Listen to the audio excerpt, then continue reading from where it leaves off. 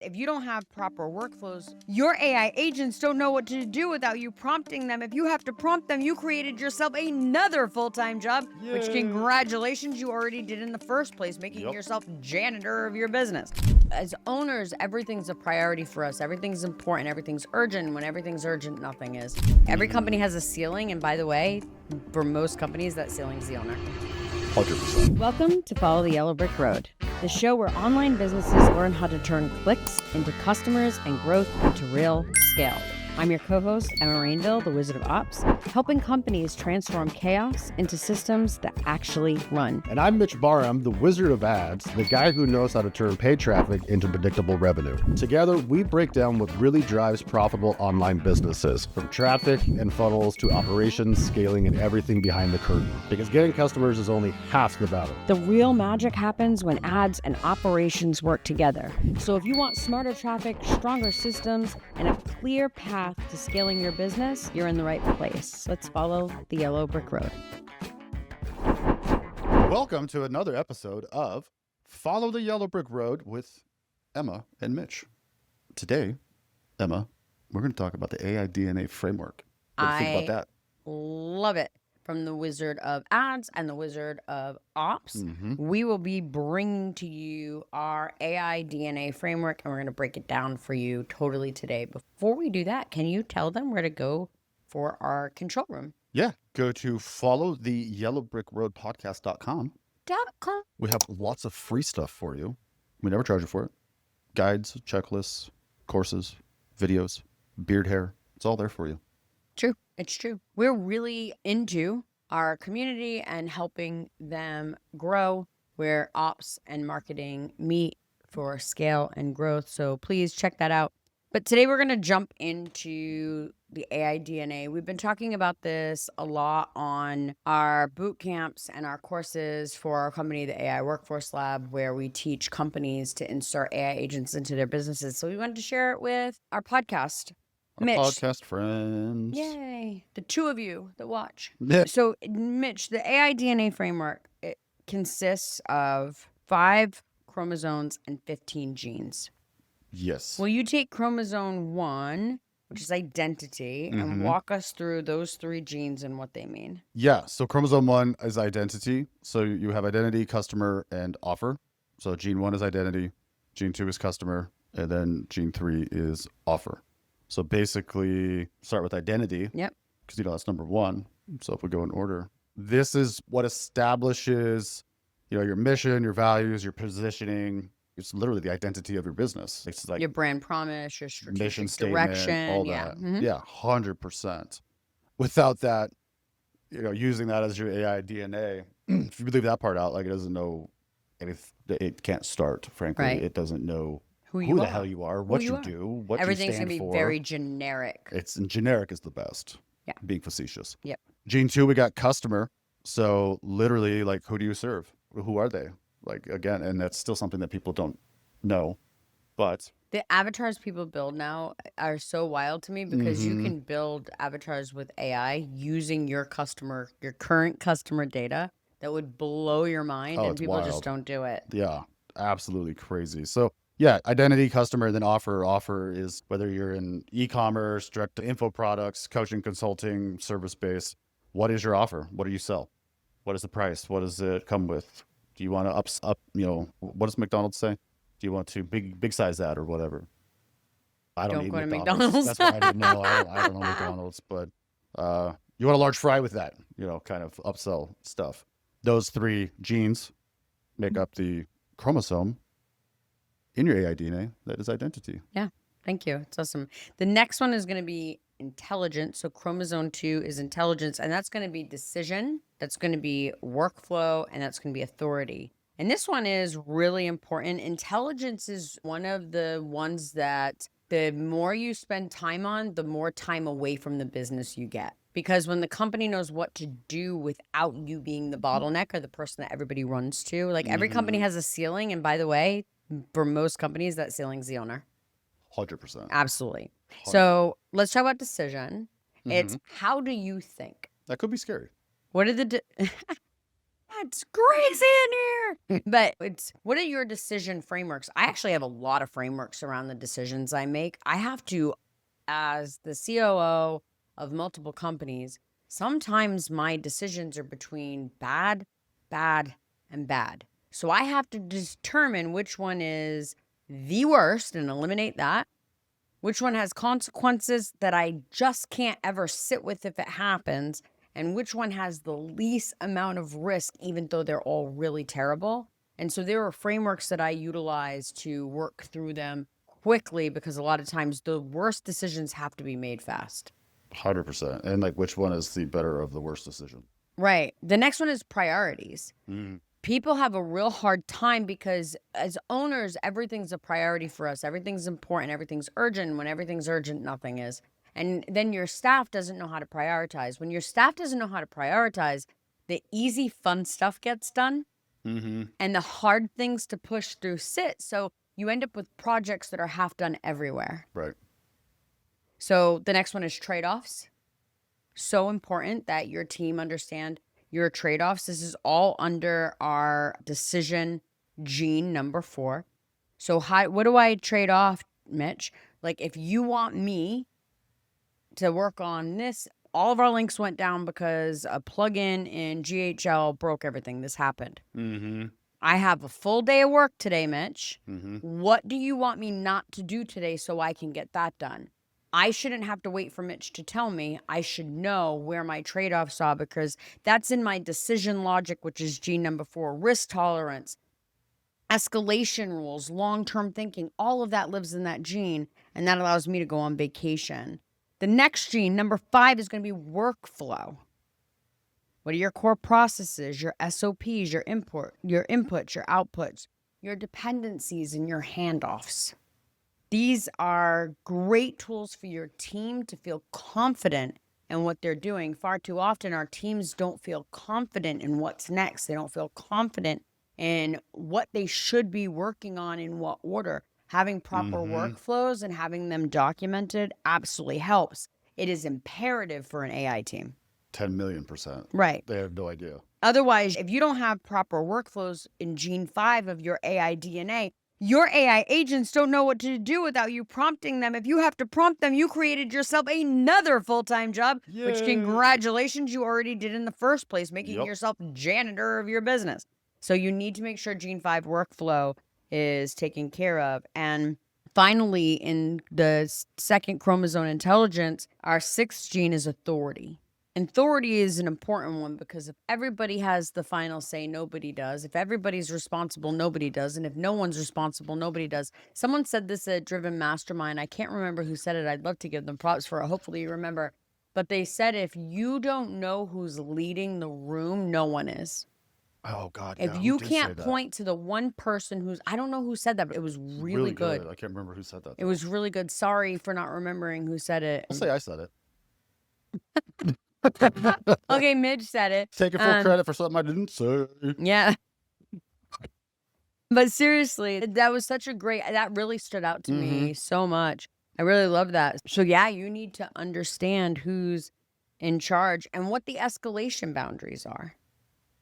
Richard has been with me for 6 years. Richard knows exactly where he can make decisions and exactly where he needs to come to me, because he knows what I'm going to be upset with him coming to me and wasting my time on, and when I'm going to be upset with him taking liberties he shouldn't have. Because been with me so long. Your agents aren't going to have that. If you have that documented, you have less time that you need to be setting up those boundaries with them over time, and less time that you're going to be cleaning up things that they took initiative on that they should not have. So that is the chromosome number 2, the intelligence gene. Again, the framework is a DNA framework, which is 5 chromosomes, 15 genes, and we just went over 1 and 2. Mitch, you want to take 3 operations? Yeah, buddy. So chromosome 3 operations. We got collaboration. Stop, collaborate, and listen. Stop, collaborate, and listen. Ice is back with a brand new edition. Oh, there we go. Yeah. Let's go. He's broke now. I know, poor guy.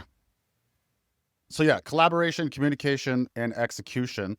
So starting with collaboration, basically, how do you guys work together? How are things handed off? How's the delegation? How's the routing?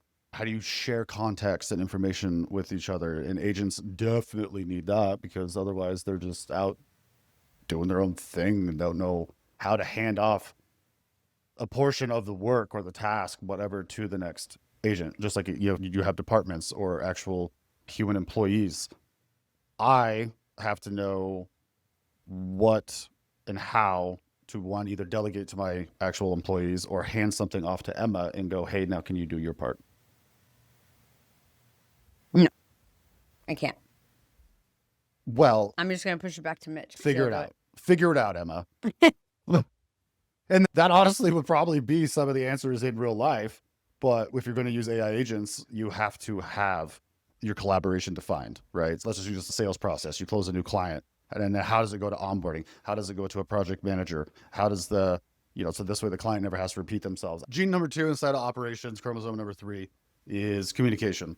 So that's your brand voice, your internal communication, your customer communication, writing standards. Around those 3 is where you need to feed it your brand voice, how the company actually talks, so you're not pushing out written content or communicating to your customers with M dashes and tons of emojis or saying it's not this, it's that, like every freaking generic AI output looks like. Even more than that is, like, what are the response expectations around the communication? So how quickly are you getting back to people? How are the responses structured? And there's just a whole lot that can go into that part. And then even your meeting standards, right? Communication is a huge part of operations. And just like us as human beings, I mean, we just like repeatedly, I say it all the time, I know you say it all the time too, is if you're going to have AI agents, like, they need to be treated, tell people to, like, look at them like they're humans. Like, how would you train a human being? Well, if you bring a new hire in, they need to know how you guys communicate with people. Do you tell clients to go climb a tree? And then how do you guys actually conduct your meetings? What kind of KPIs do you, not really KPIs, but like, I guess it's kind of a KPI, right? Like, when I think of response expectations, time is a huge thing just across the board. Right. Are you going to give a refund at first request? Are Mhm. you going to run retention? Are you going to have a tone that is cheerful? Mhm. All of those things. And then, of course, meeting standards. How do you run your meetings? What's the cadence? How often? What is the flow of the meeting? Do we end with questions and recaps? What does your company do? It makes a lot of sense. Mhm. 100%. Otherwise, everything just Right. flounders. The last inside of it is execution. So this one's huge. What is your definition of done? How many times do we hear people say that the output is crap, but they didn't tell? We even heard it today. The output it's not what they expected or not what they wanted, but they're not telling AI, just like you would again need to tell the human being what done actually looks like. That could be across tasks, It's a across big meetings. problem. It's a big problem. Yeah. People will say things like, I'm going to post more to Instagram. And then they'll be like, my team didn't do what they were supposed to do. Mm-hmm. Okay, what did your team do? They posted more by posting 1 extra a week than what they were posting before, but you wanted 10, but you didn't say post 12 times a week to Instagram. Right. Right. 100%. Your quality standards, prioritization. What's a priority? What's not a priority? What are the deadlines? Deadlines are big. How quickly does it need to get done? Do you have a normal cadence of deadlines? Like in my company, every Tuesday a report has to be sent to the clients. If an agent doesn't know that, it's not going to send it. Right. Right. Validation. Oh, and this is a big one. Follow through. Actually doing what needs to be done and not just forgetting about it. And doing like prioritization, which I think we talked about it possibly in a different episode. Like if something else needs to get done, like what's a priority and what's not a priority. So where can something possibly be set aside, and without that set as a standard, like an agent and a human won't know Right. what it can just not do. In my DNA at Shockwave, one of the things I love about the follow through segment is we all get stuck in this trap where you'll get on a call and you'll say, hey, Mitch, yeah, sure, your client. Hey, Mitch, yeah, sure, I'll get X done. Mm-hmm. And then, like, what does that mean, though? 2 days later, have you started the project? 2 weeks later, when I'm back on a call with you, oh, we didn't get to that this month. We're going to get to it. Like, what does that look like? So for me, follow through is when we hang up on a call, we've done a recap. It's part of communications, really, but it also has to do with the follow through logic for the communications. We're going to hang up the call, and by end of day before sign out, that call is going to be recapped with deadlines and milestones to get to whatever you said as the definition of done every time, because a lot of people like to talk. Few people like to start. Very few people follow through. And if at the end of a communication channel, I say, yes, Mitch, we're going to get started on this tomorrow and this will be finished in 2 weeks and here's our milestones. If you see it the next morning and you're like, damn, my very expensive operations team is going to be doing this and it sounded really good yesterday, but it doesn't sound good today. At least I have it in writing where you remember to come tell me not to do it too. Very true. Very powerful. Good stuff right there. All right. Chromosome number 4. Governance. Governance. This one's really important and a do not skip, because again, when you don't have parameters or guardrails up and you don't have oversight, then things get off track. They drift with people, with business, with freelancers, particularly with agents. Gene 1 is security. What must be protected? What is on the list of things that need to be protected for you? Data security, privacy, compliance, credentials, access permissions, confidential information. How many business owners have a spreadsheet filled with all of their passwords that 10 employees have? A lot. Very, very normal stuff, but also this will give you an opportunity to look through these things and figure out how to fix them, because you're not going to be able to do that with agents. Right. You're going to have an alternative to solving that. And I was blown away. The other day we were at a mastermind and one of the mastermind members was telling me that the agents were arguing with him that the passwords into some of his tools and banking should not be in a spreadsheet. And he was laughing because he's like, I told it, I tell it what to do. And I'm like, it's telling you you're an idiot. Anyway, how we treat those things, and you get to be an idiot if you own the place. It's the beauty of being a business owner. But how we deal with those things is all in governance. And so next is going to be measurement. It's going to be Gene 11 is measurement. And measurement is, again, this is management. This is governance over people and things like your agents. What are your KPIs? What are your KPIs for your people? What is the KPIs for your financial metrics? What is the KPIs for your agents? Interrupt this podcast to ask you to do a huge favor for us. Huge. We drop so much knowledge to help you guys, but you're not going to be notified unless you hit that subscribe and the notification bell to be notified the minute we drop a new episode to help you grow and scale your business. Because you never know when we're going to be taken off YouTube. You have no idea. Like, I could all of a sudden be like Liam Neeson with a particular set of skills. Also, we read every single comment. So Leave a question or comment. We will reply to it, and maybe we'll even talk about it in an upcoming episode. probably if you troll us, we will definitely talk about you in an upcoming episode. Thanks. Next is success metrics. That's all inside measurement. What are the things that tell us that the business is successful, that jobs are being done right? What dashboards do we have that agents will be following up with, keeping up with, or even building? Performance standards. What are the standards to how we perform? Acceptance criteria. Again, like when agents are QAing, they need to know they're not just looking for spelling mistakes. Right. And then business outcomes. What are the things that need to happen when we do stuff? And if the agents don't know what's supposed to happen, it's the same thing. Like if you don't tell someone the why, they can't achieve it for you. So it's the same when it comes to measurement. And so this is a major part of how all of your agents and AI tools get held accountable and managed. And then finally, under governance is tools. What systems do we use? What's approved software for agents to use and what use cases? What integrations are they allowed or not allowed to use? What naming conventions exist in your company? How many times have you gone in and you've got 3 different employees that name and put things in different folders 3 different ways? Yeah, too many times that has happened. You can't find anything. Yeah, it's like a maze. Whether you use Box or Google Drive or, something similar, it's like you can't find anything. It's like playing Where's Waldo. Oh man, it can be so bad actually. What is our technology stack? What AI tools are acceptable to use and acceptable to go over in usage? What do we use for project management? What do we use for communications? What communications go in those channels? Everybody has several forms of communication, right? Like we have Slack, Mm-hmm. we have WhatsApp, Mm-hmm. we have email, you have your project management tool. Mm-hmm. What goes in each thing? Is it telling you in every single thing, or different communication types going into different ones? And then tool standards. Mm. So this one's important, and I think I just recently figured out why it was so important. Tools over time change, particularly with how fast AI works. Yeah. So a couple of months ago, it was Nano Banana for every image. Mm-hmm. Now it's ChatGPT for every image, unless it's on Google Slides, because it's just so much easier to do Google Slides. Yeah. But at what point does tools stop hitting certain KPIs and benchmarks?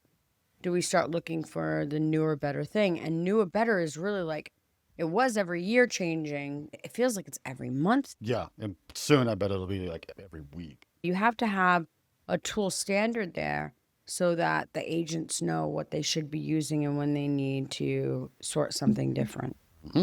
Could not agree more. Just like anybody sitting at a desk at a computer.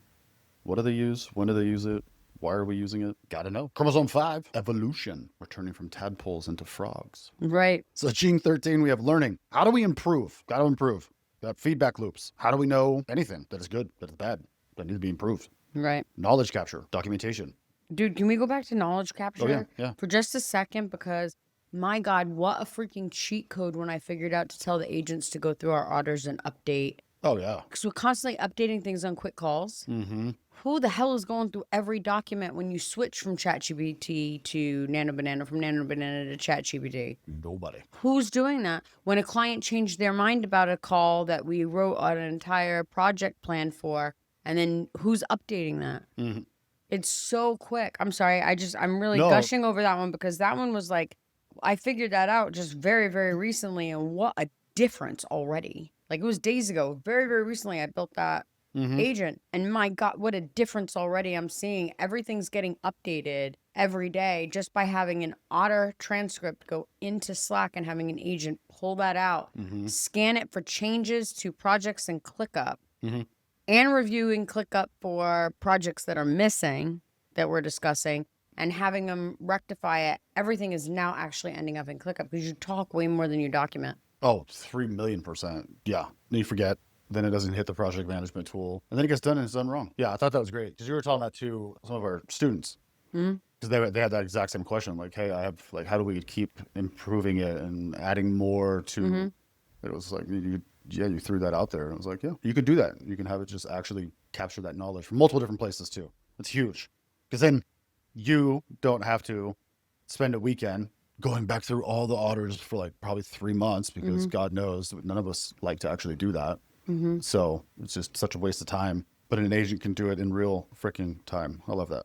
This is really, I don't know if detail's the right word I'm looking for, or like in depth with everything that it does. So anyways, not to Yeah, stroke your ego. It's just really good. you should. I should. So then it continues on with lessons learned, continuous improvement, and training. Really, this is all just how is everything going to be, all of it. Everything you just said with documentation, how we talked about knowledge capture, lessons learned. Like, to me, it's all about feedback. How are things improving? Not to like be cliche, but literally, how is it learning? How is just Right. like all of us?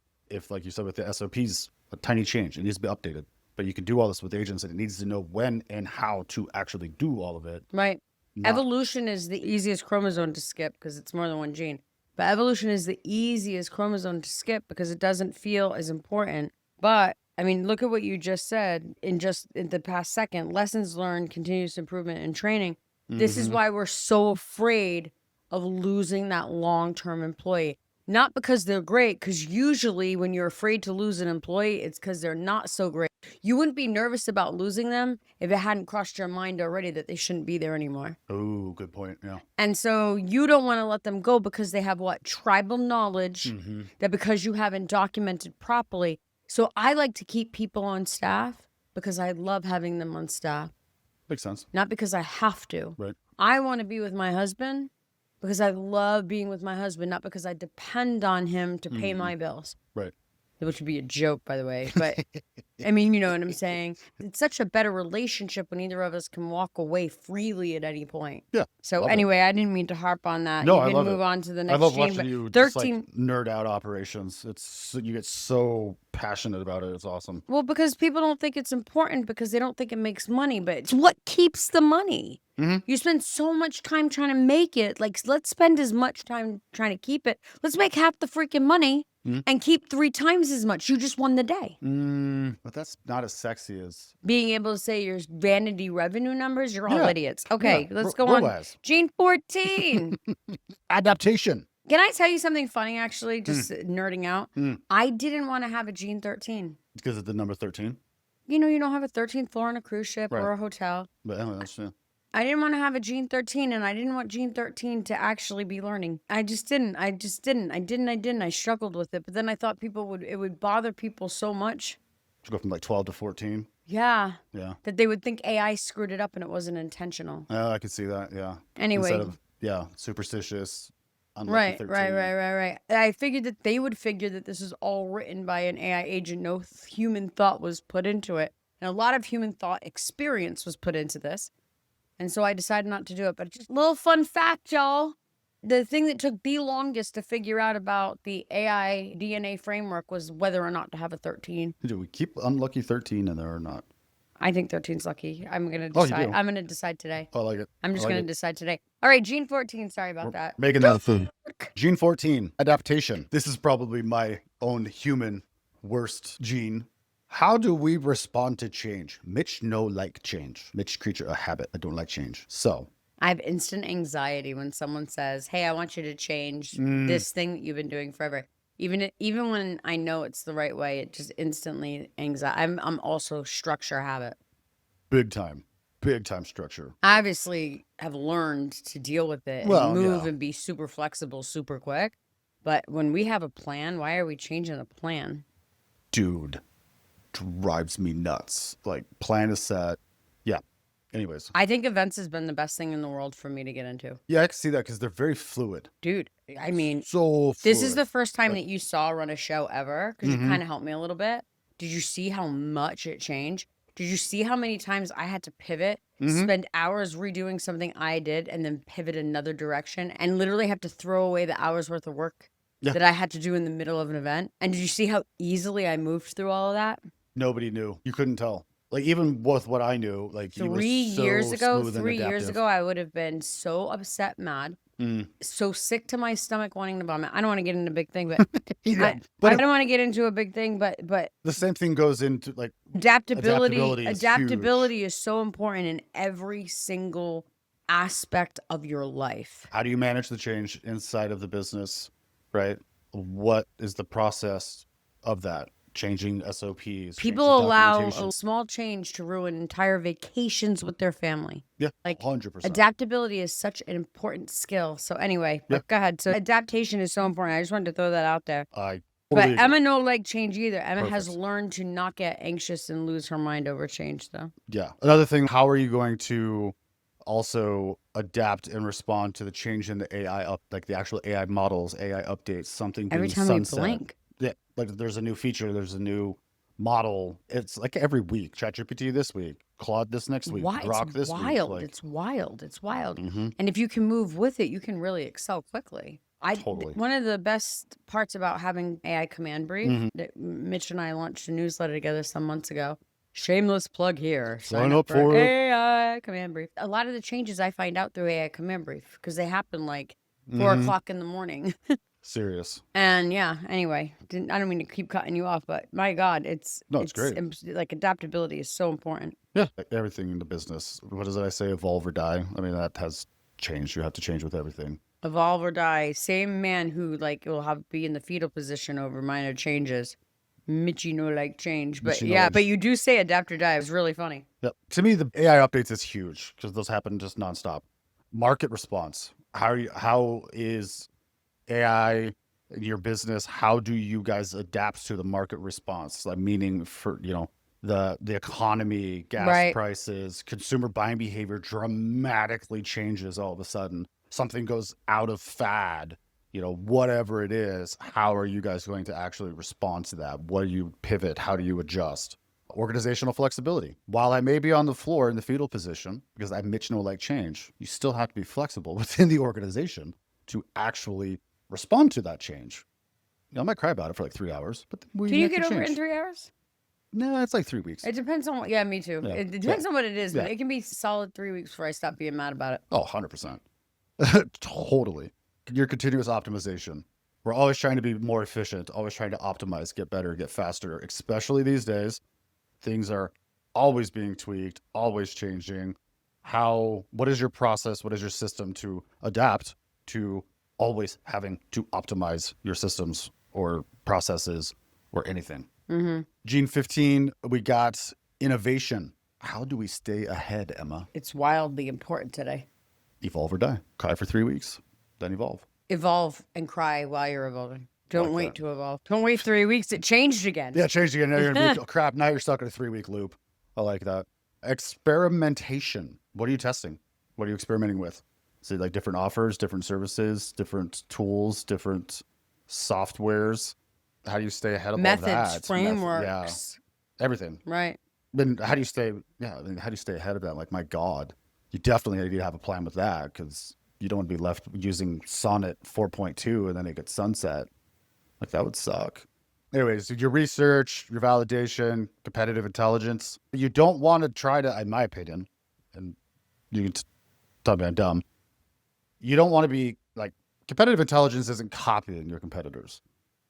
But in my opinion, Absolutely not. But in order to see around corners, you need to be studying your competitors and Right. what they're doing. 100%. You gotta try If to you stay ahead have of that. 5 competitors and all of a sudden they start doing something completely different, but 4 of them start doing it the same way different, you Mhm. need to be freaking looking at it. It's not about copying people. No, I just feel like too many people. No, with I know, I competitor agree. There's a intelligence, and then they're difference. like, There's oh, a well, difference. we I don't want to agree. copy. There's a difference. If someone comes in and they steal your exact system and call it a different name, they're a trash bag. Yeah. And it doesn't matter. But, I don't want to get on that, but because I will. Because they're a trash bag when they steal that. someone else's exact framework and rename it. Hmm. You know who you are. We know who you are. But anyway, when someone steals your same framework, but when they see that you've pivoted to a completely different framework because the system works differently now, Mhm. and then they go and structure their own system, their own framework, and, then that's wise. That's Mhm. wise. If 100%. every event out there charges yearly for 3 events, and then all of a sudden people, multiple people start shifting to charging, I'm just making this up, by the way, as, per event, Mhm. instead of instead of a yearly mastermind, we're only going to charge 3 times a year or 4 times a year, once per quarter, as many events as we have. If everybody shifts to that, in Mhm. order to keep your competitive edge, you need to probably shift to that, or at least offer some type of option like that. 100%. So there's a difference. Totally. How do you, like, your new opportunities, new offers, new products, new services, new platforms, new tools, new AI models? Good God, how do you stay ahead of those? I mean, you can literally have systems and agents constantly looking for those, constantly observing your competitors, constantly observing market sentiment Right. around just so much. And then strategic innovation, strategery. Every time, do you ever think just like, do you ever see that Alex Trebek? I don't Wasn't know it who that is. the host of Jeopardy? He passed away a couple years ago, but The guy with the 70s porn stash? Oh, is he dead? yeah, he died a couple years ago. No. That Yep. guy? Yeah. Okay, then you probably did. Yeah, I forget you don't watch TV, so you won't know the SNL reference I was about to make. I definitely have never seen SNL. I'm very proud of that. I've Yeah. seen musical segments. Yeah, those are I've usually seen pretty good. random skits as reels. Yeah, I've never mind never then. watched a Saturday Night Live Yeah. episode, thank God. Anyway, yeah, I was just gonna say every time I hear the word strategic or strategy, I think of that skit and strategery Trebek. He plays Sean Connery. But anyway, strategic innovation, and that's what I got for evolution. I think it's a pretty good one. I think it's a pretty good one too. So that's the AI DNA framework. We wanted to put it somewhere, all of it. This is probably the longest one we've done. Mm-hmm. Mitch and I like to stay about 15, 20 minutes. So it can be impactful and implementable. But I wanted to take some time and actually explain our AI DNA framework and talk about how it's, wildly important. We've been working out at a version of AI DNA for many, many, many years. It was just, done for operational frameworks for people. Now it's an AI framework for people, for projects, for agents, for the overall structure and how you run your business in the business landscape today with the software tools and robotics and the autonomous agents that are available today. I hope you guys enjoyed this episode. We do have a control room at followtheyellowbrickroad podcast.com where we have courses and checklists and all kinds of stuff and more about the AI DNA framework, along with a ton of other things. So much stuff. Mitch and I never sell in there. We never try and sell you anything. We just really enjoy feeding into our community, and we know that it comes back to us tenfold. So from the Wizard of Ads and the Wizard of Ops, farewell. Until next time. That's it for today's episode of Follow the Yellow Brick Road, where the Wizard of Ads and the Wizard of Ops break down what it really takes to build and scale a profitable online business. If you found this episode useful, make sure to go to followtheyellowbrickroadpodcast.com to check out the Hidden Control Chamber for all kinds of awesome freebies, guides, checklists, everything that we do to grow businesses. So hop over there and grab all those free resources in the Hidden Control Chamber. And remember, getting traffic is one thing. Turning it into customers that build the systems to support real growth, that's where the real magic happens. Until next time, keep following the Yellow Brick Road.